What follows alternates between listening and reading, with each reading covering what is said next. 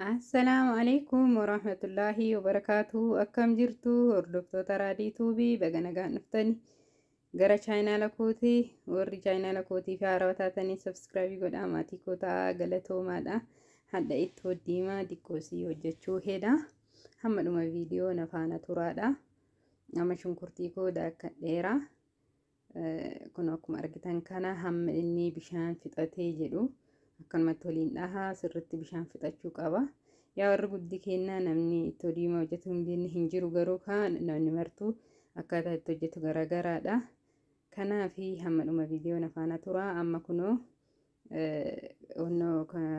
inni sirriitti goggoguu nan eegaa jechuudha. Akkanuma nan bilcheessaa osoo zayitii ittiin godhin bishaan sirrii fixachuu qaba. Kunoo amma bishaanii fixateera. Sirriitti bishaan fixateera amma jechuudha. Yeroo san bareedanuu ta'a.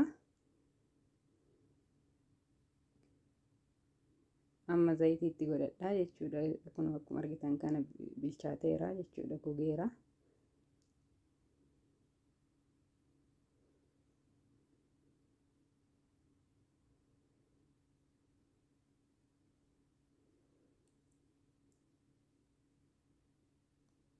Takka akkanumatti amma immoo zayita waliin sirriitti nan hodhaa yeroo xiqqoosii yeroo barbaree ittiin godhin jechuudha.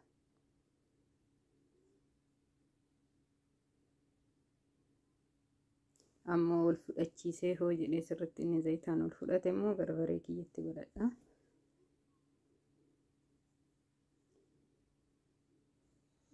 Barbaree cilfaa diqqaa isaa lamatti godhee yoo barbaree ka fayyadamtan haga baay'inni shunkurta keessaniiti.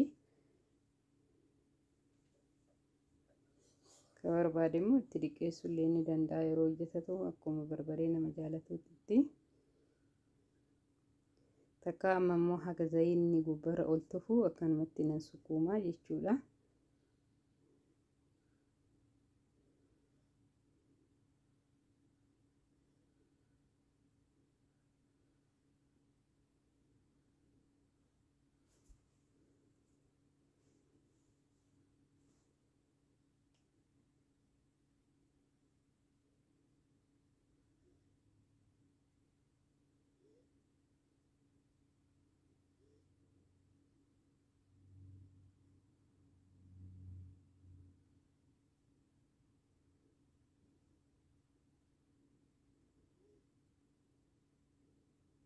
Amma lafee kiyyaa dhiqee qulqulleeffadheera. Lafeen hojjedha akka lukkuutitti jechuudha. Foon ittiin galchin lafee qofaan hojjedha ni mi'aa lafee hoolaa.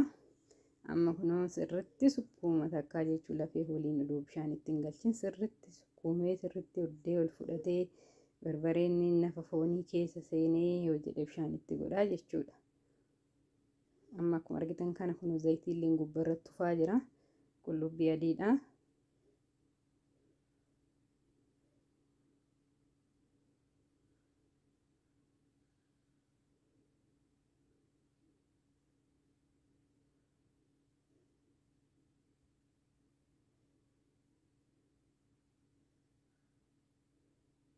Amma kun bishaan itti godhadhaa. Bishaan kana wajjin amma sirri bilcheessa jechuudha. Gadhumaa haga bishaan kun amma yeroo amma argitan kana amma inni dafee sirri bilchaatee gubbarratti zayitiin kun galu jechuudha. Amma kun zayitiin gubbarra hin jiru. Haga zayitiin gubbarratti xaliila ta'ee bahee gurraachatutti nan bilcheessa jechuudha. Qimama amma makallashaa fi jechuun kororimaa fi yuzmariidha itti godhe baay'ee ittiin baay'isu barbaree waan sirriitti qimama qabuu fi xiqqoomatti godha. Maaliif barbaree wajjin garaa nama tuqaa jechuudha. Dhadhaa itti godhadheera. Amma kun akkuma argitan kana dhumatee hoomicha fixatee amma zayitii gubbarratti ol galee hoomicha tokkocha qabaate waxii sun akkam bilchaannetti kanaafuu hoomicha fixachuu qaba ofirraa. Amma zayinni gubbarra galeera kun akkuma argitan kana bilchaateera sirriitti. Kana fakkaataa kun bilchaatee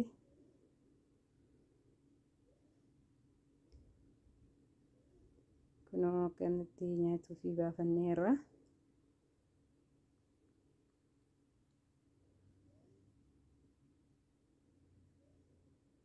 kana fakkaataa nagaan naa turaa viidiyoo biraatiin hamma walitti deebinutti hundi keessanuu bakka jirtanitti assalaamu alaikum warahmatullaahi wabarakaatuhu.